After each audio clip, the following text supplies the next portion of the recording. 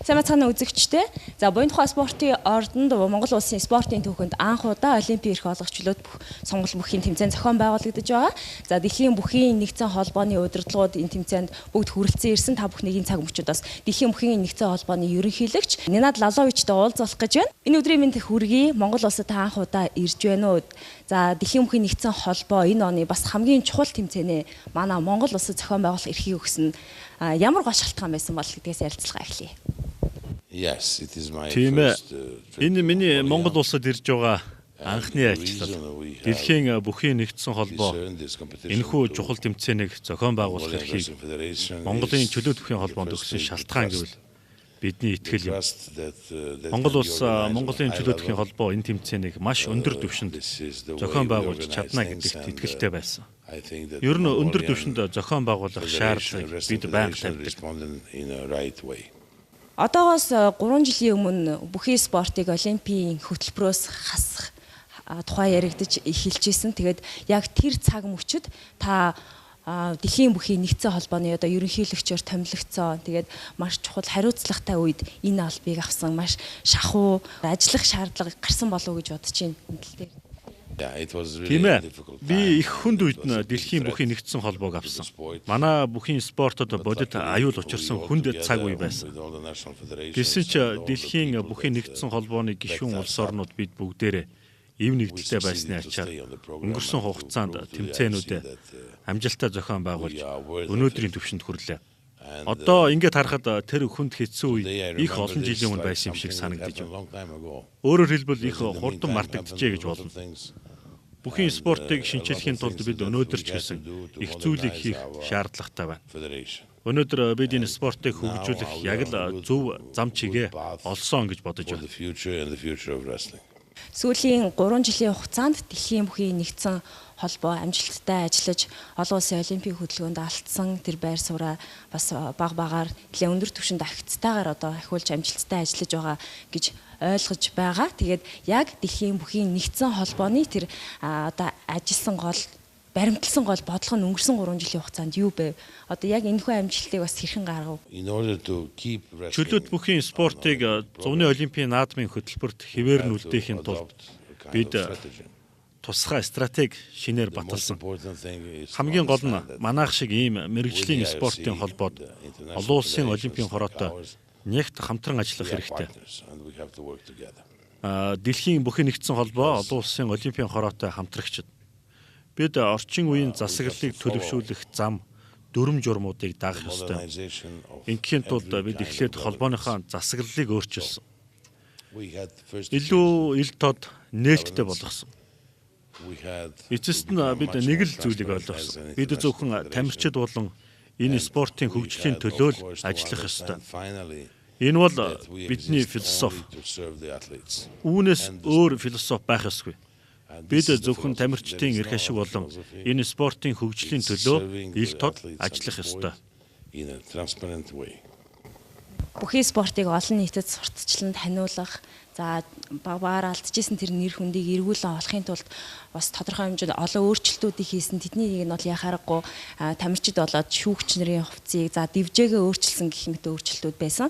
Тэгээд цаашдаа бас тамирчдын хувцас өмсдөг зэрэгөө өөрчлөгдөн гэсэн юм мэдээлэл байгаад энэ хэр бодтой байгаа вэ? Дээрээс нь энэхүү өөрчлөлтүүдийг хийснээр одоо яг хүсэж байсан хүлээж байсан үр дүндээ хүрч чадсан уу? Yes, we have to be ready for, as I said, for the future. Дэлхийн бүхийн нэгдсэн холбоо ирээдүйнхээ төлөө ирээдүйд бэлэн байх ёстой.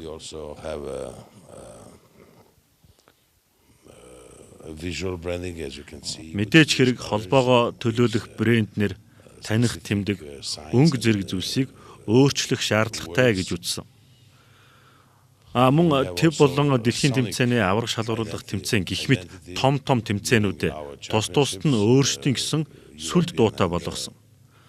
Манай холбоо тэмцээнүүдэд аль болох олон хүнд үзүүлж үзэгчдэд сонирхолтой байх талаас нь нэлээд анхаарч байна. Тодруулах юм бол тэмцээний харагдах байдал үзүүлэх хүртээмж тал дээр илүү ажиллаж ахиц гаргасан гэж бодож байгаа. Тухайлбал дэлхийн бүхийн нэгдсэн холбооны албан ёсны вебсайтаар болж буй томоохон тэмцээн оролдооныг шууд дамжуулж үзүүлэхдээ өндөр наривчлалтай HD дүрс 4G технологиг нэвтрүүлэн ашиглаж байна. Тамирчдын өмсгөл, шүүгч нарын хувцас өөрчлөгдсөн. Шүүгч нар л гэхэд өмнө нь их албаны маягийн загвартай хувцастай тэмцээн шүүдэг байлаа. Та бүхэн мэднэ, шүүгч нар дивжэн дээр сууж, босож хэвтэх шаардлага гардаг. Тиймээс шүүгчдийн хувцасны шинжилсэн загварыг илүү спортлог хэв шинжтэй болгож өөрчилсөн. Энэ мэтчлэн шинжиллүүдийг бид хийсэн. Цаашдаа ч хийх болно. 2017 онд та бүхнийг илүү их гайхшруулна. But we are not finished with the changes. We will surprise you in 2017 again. Бүхий спортыг дэлхийн нийтэд олон үзэгчид сонирхогчдод үзүүлэх тэр дотроо телевизээр одоо шууд үзүүлэх тал дээр бас ямархуу ахиц өөрчлөлтүүд цаашдаа хийгдэх бол зүгээр одоо жишээлбэл жудо бүхийн тэмцээн уралдаан олон улсад маш олон зохион байгуулагддаг. Тэгээ Монголд бас энэ чөлөөт бүх сонирхогчид маш олон байдаг. Тэгээ болж байгаа тэмцээн харьцангуй цөөхөн болоод байна уу да гэсэн бодол байдгийг. Цаашдаа зүгээр болж байгаа тэмцээний нөгөө хуваарийг арай нэмэгдүүлэх тал дээр, дээрээс нь дэлхийн нийтэд байгаа одоо тэр олон энэ бүх сонирхогчдод үзүүлэх тал дээр ямархуу акц гаргаж ямар өөрчлөлтүүдийг хийх бол. Зарим үндэсний холбоод биднийг хэтэрхий олон тэмцээн зохион байгуулдаг гэж ярьдаг. Гишүүн холбоодын тамирчид дотоодынхон тэмцээнээс гадна Олимпийн эрх олгох гэгчлэн ер нь олон тэмцээнд оролцдог. Маш их ядардаг гэдэг. Тухайлбал өнөөдөр Улаанбаатар хотод болж байгаа Олимпийн эрхийн тэмцээний дараа л ихэд ердөө 14 хоноод дараагийн эрх олгох тэмцээн Туркийн Истанбул хотод болно. Мөн Тэвүүдийн аврах шалгаруулах тэмцээнээс гадна 5-6 дугаар сард дэлхийн цомын тэмцээнтэй. Тийм учраас тамирчид том тэмцээнд бэлэн байх шаардлагатай. Монгол улс бол олон улсын тэмцээн хүлээн авч амжилттай зохион байгуулад эхэлчихсэн. Ирээдүйд зохион байгуулах олон улсын тэмцээнийхэн тоо нэмэгдэнэ гэдэгт итгэлтэй байна. Тэмцээн хүлээн авч амжилттай зохион байгуулах нь бүхийн төдийгүй дэлхийн спортын ертөнцид Монголын дүр төрхийг илүү тод харуулах болно. Дэлхийн аврах шалгаруулах тэмцээн сонгомол за чөлөөт бүх эрэгтэй эмэгтэй гэдгээрээ бүгдээрээ тусдаа явагдахаар яригдж байгаа гэж хэлсэн энэ тал дээр ямар мэдээлэл байгаа л. Yeah, this is something that we are considering very much and we will probably change the format of the Greco-Roman after the Бид яг энэ асуудалд ихээхэн анхаарлаа хандуулж нухацтай ярилцж байна. Ер нь бол сонгомол бүхийн дэлхийн аврах шалгаруулах тэмцээнийг зохион байгуулах хэлбэр өөрчлөгдөж магадгүй. Мөн чөлөөт бүх, сонгомол бүх эрэгтэй, эмэгтэйгээр нь ангилж өөр улсад зохион байгуулах асуудал хэлэлцэх түвшинд яригдж байна. Мөн бид шүүгчдийн оролцоо, үүрэг хариуцлага дээр нэлээд өөрчлөлт хийж зохион байгуулалтанд оруулах шаардлагатай гэж үзэж байгаа. Түүнчлэн дэлхийн аврах шалгаруулах тэмцээнийг зарим улс бүс нутгийн үндэсний бүхийн уламжлалтай нь холбож зохион байгуулах бодол бий. Өнгөрсөн 2 дугаар сард Туркийн Истанбул хотноо дэлхийн бүхийн нэгдсэн холбооны маш том их хурал болсон. Энэ үеэр улс орны үндэсний бүх чөлөөт бүх хоорондын уялдаа холбоо нөлөөллийн талаар гишүүн холбоодын төлөөллүүд илтгэл тавьж оролцсон.